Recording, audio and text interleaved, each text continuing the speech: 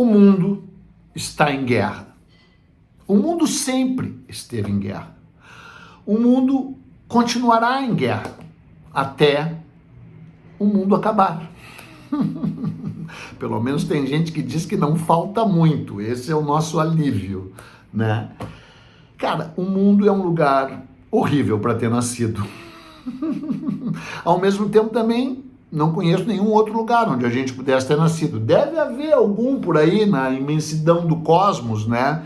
E tu sabe que para viajar no cosmos não precisa gasolina, né? Mas mesmo assim, apesar das minhas muitas viagens cósmicas, eu ainda não encontrei nenhum lugar melhor do que esse para viver. E nenhum lugar pior também. Porque tu sabe, né? O mundo é uma montanha de merda. Se quisermos modificá-lo, teremos que enfiar a mão nele. Pô, cara, eu nem ia dizer isso. Essa veio de improviso. Essa é uma frase, um verso brilhante do Allen Ginsberg, né?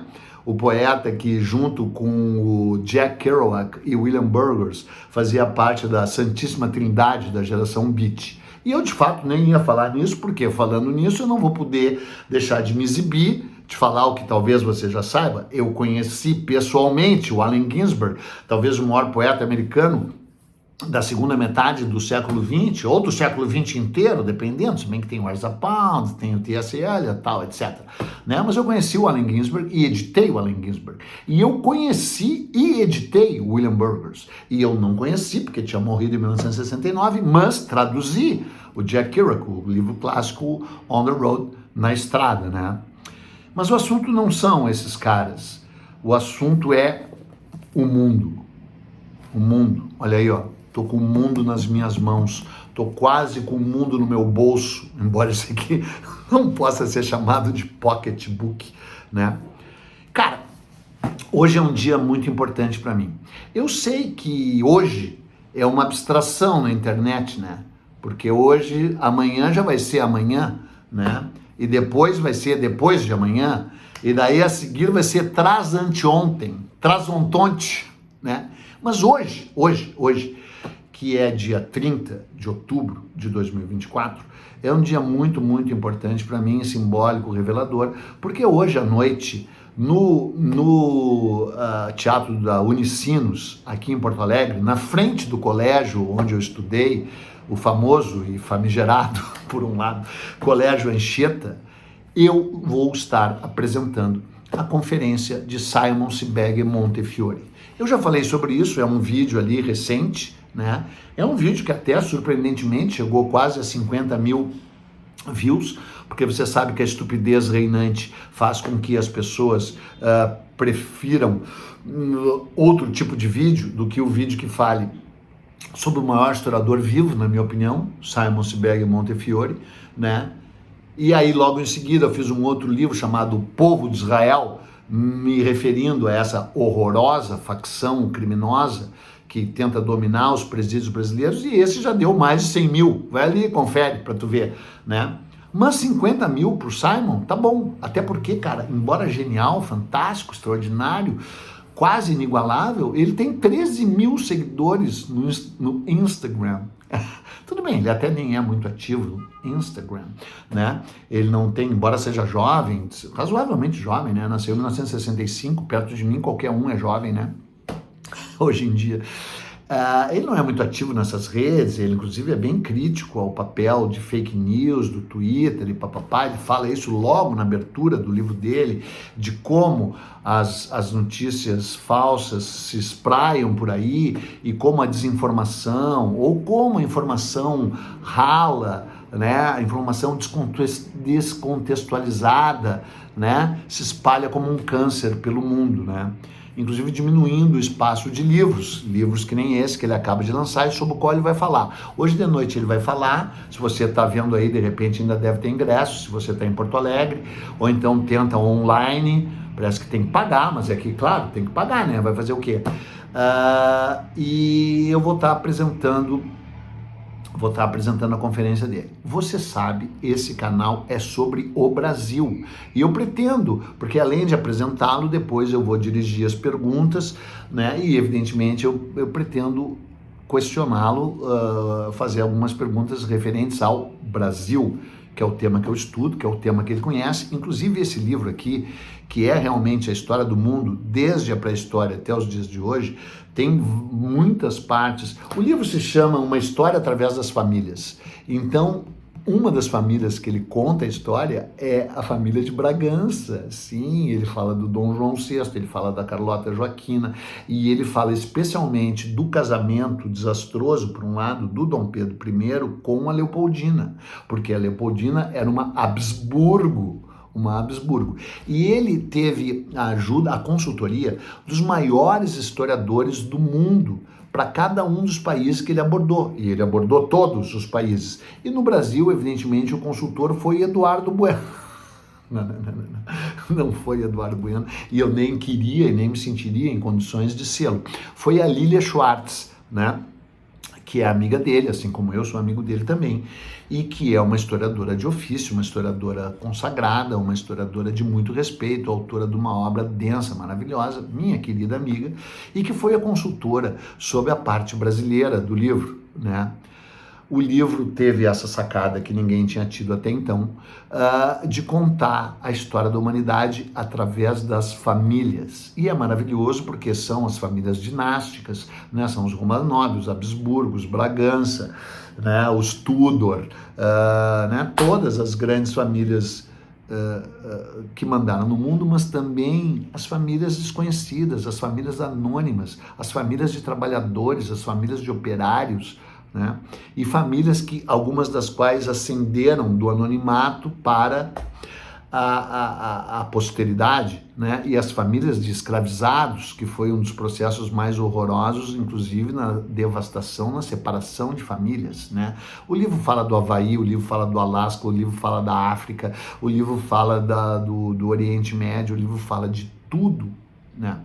O Simon, talvez você saiba, na verdade, a grande especialidade dele é a antiga União Soviética e a Rússia, né? Mas ele também, até por ser judeu, ele escreveu esse outro prodígio aqui, Jerusalém. Já mostrei, já me exibi, tá aqui, assinado por ele e tal, papapá, to Eduardo. Mas agora ele vai fazer um bem melhor, né? Porque quando eu pedi esse autógrafo para ele, foi o momento em que a gente se conheceu na Flip, no Rio de Janeiro. E daí eu disse para ele, eu sou a pessoa mais inacreditável que você jamais vai ter conhecido. E ele... E no fim acabou se revelando justamente como sendo isso. E a gente é amigo, troca, tem conversas pelo WhatsApp, conversas densas, profundas.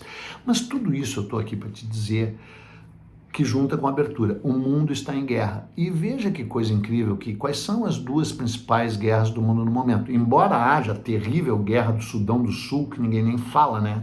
E talvez seja mais horrorosamente devastadora. Mas as duas guerras nas quais todo mundo fala é a invasão russa da Ucrânia, né?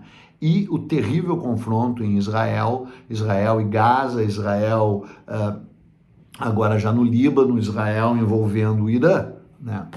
E veja que coisa inacreditável, porque o Simon é um grande especialista em antiga União Soviética e na Rússia, lido pelo Putin, lido por toda a inteligência russa, né, já meio que ameaçado por eles e tal, porque evidentemente ele é muito crítico a essa espécie de tirania exercida pelo Putin, né, essa autocracia. Inclusive ele traça uma linha que explica como que o povo russo é horrorosamente afeito às ditaduras, ao totalitarismo, né, desde os Romanov, né, que tomam poder lá em 1600 e tanto, até a Revolução Russa de 17, e Stalin, no qual ele é o maior especialista mundial, né, ele escreveu 2 livros, Stalin, na corte do Tsar Vermelho, que eu te recomendo muito, e o jovem Stalin, né, e isso tornou um grande especialista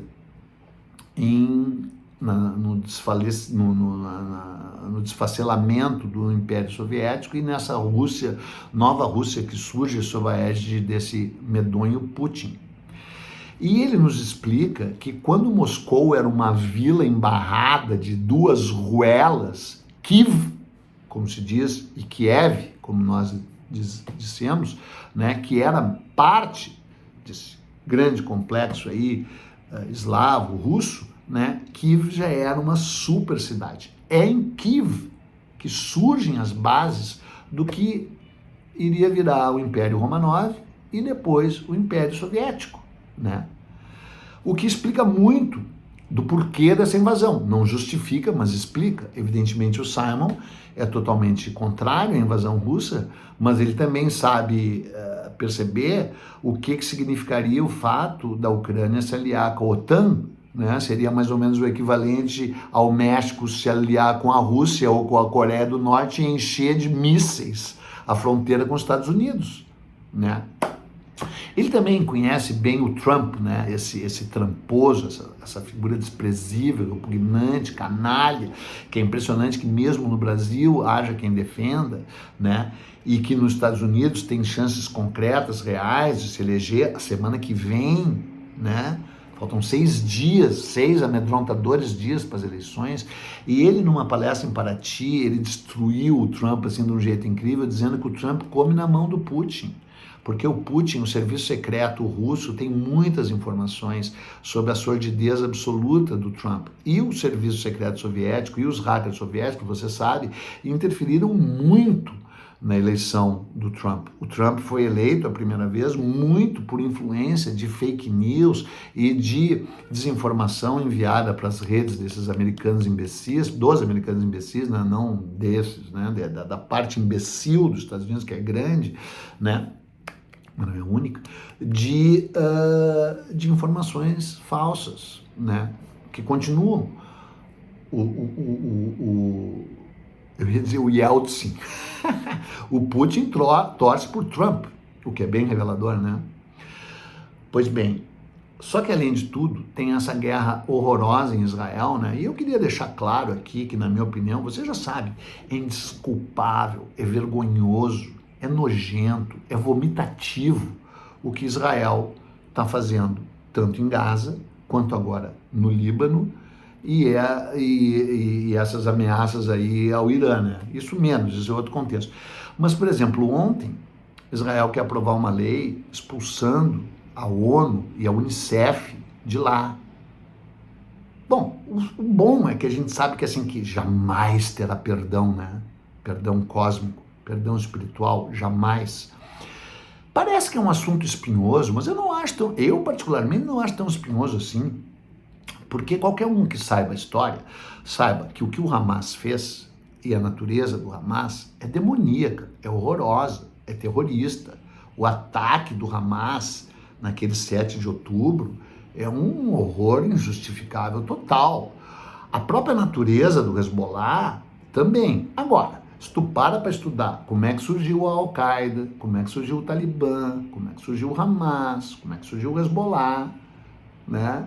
A coisa toma outra dimensão, porque muitas vezes tem a mão dos Estados Unidos por trás, e sem teoria de conspiração, aqui não entra teoria de conspiração, aqui é pão, pão, queijo, queijo, né? Então, o direito de autodefesa de Israel, que, e sem aspas mesmo, que o próprio Simon e qualquer pessoa decente defende, é uma coisa. Agora, o genocídio, o massacre, os horrores perpetrados lá, eles atacaram os capacetes azuis. Esse atual Estado de Israel, representado pelo Netanyahu, é uma das coisas mais repugnantes da face da terra.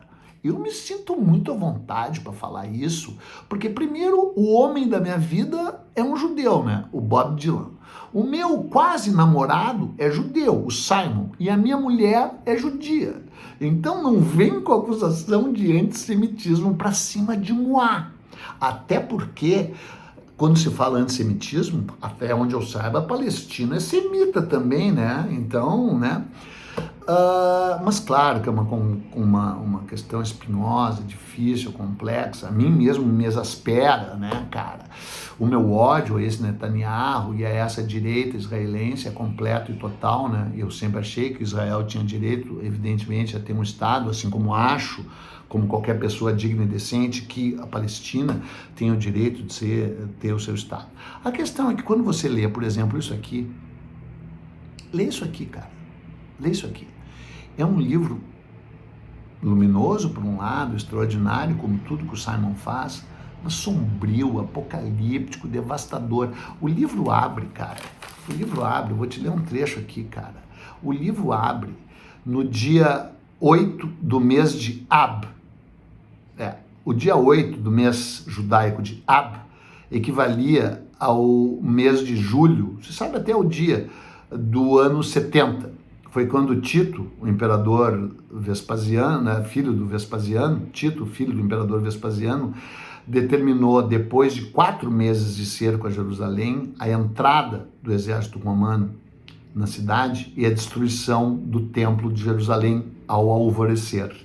E esse foi exatamente o mesmo dia no qual os babilônios tinham destruído esse mesmo templo e Jerusalém 500 anos antes. Os legendários romanos eram 60 mil soldados. Tá? Dentro da cidade, 500 mil de judeus sobreviviam em condições diabólicas, diabolical conditions, né? Alguns eram zelotes fanáticos, mas alguns eram bandidos, mas a maioria era formada de famílias inocentes, que não tinham como escapar daquela armadilha mortal, daquela ratoeira. Cara, os caras invadiram, e é eles assim, ó, ao redor das muralhas, as cenas eram horrorosas demais para serem descritas e com certeza relembravam o inferno na terra. Dezenas de milhares de corpos apodreciam ao sol cáustico do deserto. O cheiro era insuportável. Matilhas de cães e chacais se refestelavam na carne humana. Nos meses seguintes, depois da invasão, Tito ordenou a prisão de todos aqueles que estavam dentro de Jerusalém e determinou que todos teriam que ser crucificados. 500 judeus eram crucificados por dia. O Monte das Oliveiras, com suas colinas com suas colinas desnudas no centro da cidade, estava de tal forma ocupado por crucifixos que não havia praticamente mais nenhum lugar para nenhuma nova cruz e não havia mais não havia mais nenhuma madeira para formá-las. Os soldados se divertiam crucificando as pessoas nas posições mais bizarras possíveis. E eles tinham descoberto que muitos dos judeus tinham engolido as suas moedas na tentativa de preservá-las e de salvar os seus pertences. E alguns dessas pessoas explodiram os seus estômagos, os seus aparelhos intestinais também. E aí os soldados passaram a esviscerar toda e qualquer pessoa que eles encontravam, viva ou morta. Essa é a abertura do livro. Essa é a abertura do livro. Mas o que interessa no momento é que o Simon lançou esse livro aqui, que também é um desfile de horrores, que também é uma marcha da insensatez, da demência e da loucura, com alguns intervalos de luz, ciência e cultura, que logo em seguida são de novo devastadas pelo dilúvio da estupidez, da violência, da ganância. Que raça horrorosa é essa que vocês, humanos aí, do lado de lá desse meu celular, fazem parte? Incrível, cara. Incrível. Então, para mim, hoje realmente é um dia muito especial, porque embora eu já conviva bastante com o Simon, fale com ele, aprenda com ele, né? Eu vou poder dar vazão ao meu ódio a ele, a minha inveja corrosiva, que é o que eu vou falar na abertura da conferência, que vai começar daqui a pouco, porque isso provavelmente vai ir ao ar às 18 horas de hoje, dia 30, e a conferência se inicia às 20 horas, né? E eu vou dizer lá, tamanho da inveja que eu tenho dele, porque ele começou como jornalista, que nem eu, e virou historiador, que nem eu nunca jamais poderei ser, né? E ele consegue escrever como se fosse um romance, cara. Os livros dele são page turners, são vira-página. Tu começa a ler e não consegue parar de ler. Aqui, ó, a ascensão de Davi, o jovem Davi, a história real do rei Davi. Nossa, ó, ainda ilustradinho. Cara, faz o seguinte, desliga isso aí.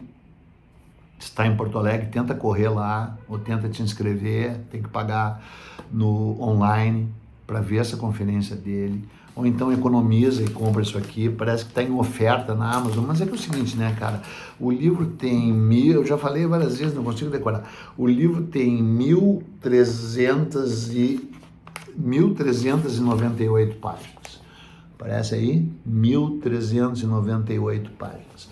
É que mais de 300 delas, né, são de índice, bibliografia e notas de pé de página. Então, na verdade, o livro tem apenas, deixa eu ver aqui, tem somente 1.215 páginas. Dá para ler fácil. E eu estou na página 925, então não vou conseguir terminar até às 19 horas de hoje. Cara, toma conhecimento disso, parece que custa R$259, mas eu já falei em outros lugares, cara, quanto é que custa um Negroni? Se bem que às vezes eu prefiro um Negroni do que esse desfile de horrores, né? Jerusalém também, essa edição Pocket inglesa, mas também saiu no Brasil pela Companhia das Letras. Os Romanov, leia o Simon, cara. Leia o Simon, tua visão do mundo vai mudar, teu conhecimento vai se expandir e tu vai concluir o que eu já te disse no início. O mundo é um lugar horroroso, sempre foi. Cabe às pessoas decentes, humanistas, com uma visão, um cérebro e um coração mais poderosos, enfiarem a mão nessa montanha de merda, na tentativa de modificar o que já está fadado ao fracasso. Com essa mensagem otimista, eu me retiro, porque eu tenho um almoço com o maior historiador vivo do mundo, meu amigo Simon Sebag Montefiore. É isso aí. Falou. Antes que tudo acabe. Tchau.